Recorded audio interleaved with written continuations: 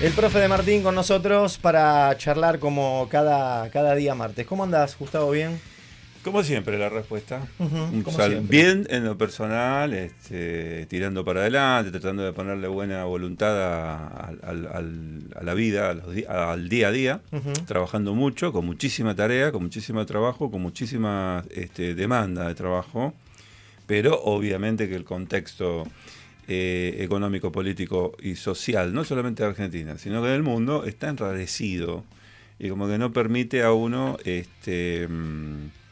la plenitud, no se puede uno enganchar. Y por otra parte, la cuestión, de alguna manera, profesional. Cuanto Ujú. más problemas hay, es más interesante se pone. O sea Claro. que es una tensión, ¿no?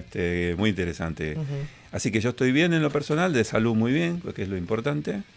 Y todo lo demás generando ahí reflexiones permanentemente, produciendo mucho material reflexivo, tratando de comprender esta realidad que nos atropella, ¿no? Bien, uno a veces tiene dificultades para acomodar las ideas, Ujú. pero también la tarea de ir acomodándolas Sí, es lo sí. que te hace transitar también. Un poco la metodología de los análisis filosóficos que nosotros estudiamos, además pormenorizadamente en la historia de la filosofía, en la historia del pensamiento filosófico, nos permiten justamente ir haciendo síntesis, recortando y buscando siempre paulatinamente, con mucho cuidado, buscando las notas estructurales de los problemas, las dimensiones más categoriales, más universales. Entonces de esa manera vamos ordenando un poco los problemas, sobre todo para no sentir que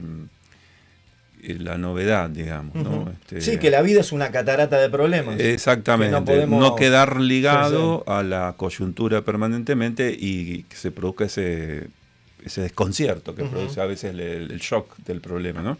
Bien, tenemos Pero, acá unas palabras claves, no sé si... a ver, ¿cuál es la No, palabra no, clave? pero digo, hoy vamos a hablar de transición energética, de Sí, vamos a apagón, hablar de... de estas cuestiones relacionadas justamente con la tecnología Sí. y que es uno de los temas claves del 2025, ¿no es cierto? ¿Cómo confrontamos, más que transición energética, transición tecnológica? ¿Cómo Tecnológica. pasamos Ujú. del ser humano que hemos construido como ideal en la ilustración, ¿no? Se ha construido un tipo de ser humano con una cantidad de virtudes, cualidades y objetivos en lo social y lo cultural, y de pronto la nueva oleada tecnológica que estamos enfrentando por primera vez pone en crisis, o no, por primera vez no, ya estuvo muchas veces en crisis, pero pone en crisis nuevamente el sentido de lo humano. Ujú. Y en 2025 lo estamos sintiendo con mucha potencia, con mucha fuerza.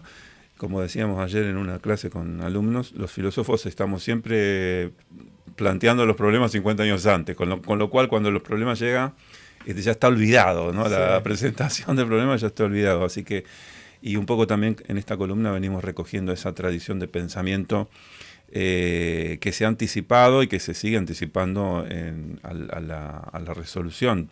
Pero bueno, en este caso nosotros tenemos un problema que surgió ayer, que tiene que ver con esta circunstancia tan choqueante, tan traumática de que sistemas completos hayan colapsado, ¿no? Sistemas de energía En completos, Europa. de países completos hayan colapsado, en Europa todos a la vez. Ujú. Entonces comienzan las suspicacias, los mismos técnicos no tienen una idea. He estado dialogando con personas que son estudiosas de la cuestión energética y no tienen una respuesta. No hay una respuesta técnica por ahora y no la va a haber seguramente por mucho tiempo. Ujú. Entonces se está hablando de otra dimensión, de la dimensión política, ¿no es cierto? Si hay aquí justamente la voluntad de alguien de haber hecho colapsar una especie de atentado, podemos decirlo de esta manera. Y entonces esa discusión acerca de, bueno, si es un atentado o si es un colapso como una especie de emergencia sistémica, que se Ujú. viene todo abajo porque ya no se... Bueno, esa es una discusión que durará un tiempo. Pero lo que está de fondo son otras cuestiones, ¿no? Que tienen que ver justamente con cómo vamos a pensar las mega sociedades que estamos creando estas mega sociedades que se apiñan en conglomerados urbanos y que demandan, son una máquina permanente de demandar un montón de energía, materia, información permanentemente, ¿no es cierto? Son una máquina de demanda infinita de recursos que justamente no son infinitos. Entonces este es uno de los... Y hay dos cosas que me parecen súper contradictorias. De una gran concentración, porque digamos, no sé, Argentina tiene casi más del 90% de su población concentrada en ciudades, por ejemplo, sí, ¿no? Con tanto territorio que tenemos. En ciudades, sí. Y por otro lado, la enorme movilidad, porque ¿no? Se da como una enorme concentración de poblaciones que además son muy movedizas, porque lo que entró en colapso rápidamente ayer fue los sistemas de transporte, por un lado, y por otro lado, bueno, la posibilidad de... Los sistemas financieros. Y tu intimidad. Sí, sí, totalmente. La posibilidad sí. de comunicarte con... Esto que se ha transformado en el flujo que da vida a nuestras sociedades, que es la conectividad. O sea, se rompe la conectividad y se rompen todos los órdenes sociales porque cada vez dependen más de los elementos electrónicos. Y sobre todo esta cuestión del apiñamiento, ¿no es cierto? Que ya están en una, digamos, en una fase terminal, esta idea de construir sociedad en función del apiñamiento. Esto no siempre fue así. Esto no siempre fue así. Es un proceso que tiene 500 años, que paulatinamente ha empujado a las sociedades políticas a apiñarse en un lugar bajo la idea de que estar, ¿no? Cultivando el centro va a generar bienestar en todos aquellos que se acerquen al lugar. Esto al centro, al espacio sí. de intercambio. Esto, por supuesto, que es un modelo de pensamiento. Esto no tiene que ver con una consecuencia histórica natural del desarrollo de las sociedades. Este es un modelo de pensamiento que se fue gestando, que se fue construyendo y que se impone fundamentalmente a partir de la última década del siglo XIX e inicio del siglo XXI. Y ahí aparecen las megalópolis, que son estas ciudades monumentales, monstruosas, de las cuales Latinoamérica tiene los apiñamientos más fenomenales del mundo, que son San Pablo y la Ciudad de México, ¿no? Que tienen megalópolis de más de 20 millones de personas, que vuelvo a repetir, es natural. Acá sí es una cuestión que esas personas tienen que comer, tienen que moverse, tienen que trabajar, tienen que consumir, y las formas de consumo que se han desarrollado implican el gasto permanente de energía. Bueno, ese modelo de pensamiento industrial, instalado políticamente en el siglo XX y adoptado y aceptado por los tecnócratas de todo el mundo, ha llegado a un límite.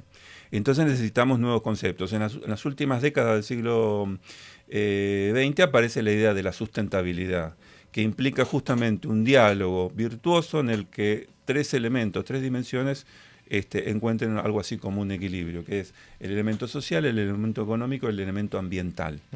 Estas tres cuestiones tienen que estar en un diálogo que permitan una armonía entre ellos. Ahí estaba nuestro Francisco, que también fue la noticia de la semana pasada, que se nos fue y nos dejó el legado de tierra, techo y trabajo. Cuando hablamos de tierra, no hablamos de la posesión de un espacio, sino de concebir la tierra como una casa común. Cuando hablamos de trabajo, hablamos de la fase económica, que no puede faltar. Tenemos que participar de la economía y disfrutar de los beneficios del trabajo y del desarrollo económico. Y luego el techo, que implica la cuestión que es donde vamos a vivir y donde vamos a establecer nuestras relaciones sociales. La sustentabilidad, el discurso de Francisco era un discurso hacia la sustentabilidad. La sustentabilidad es un paradigma nuevo al que tenemos que aspirar, y eso implica justamente dejar de pensar industrialmente la vida cotidiana y empezar a pensar de armonía con nosotros en la casa común, y volver a recuperar el bien común y todos los valores asociados, entre ellos la tan importante justicia social. Muy bien, profe, nos reencontramos el próximo martes. Con muchísimo gusto. Saludo para Cruce, la cadena conurbana de comunicación y cultura de la que formamos parte. Bien, con algo de coyuntura, pero mirándolo y tratando de ordenar algunas ideas, como siempre, filosofía desde los suburbios.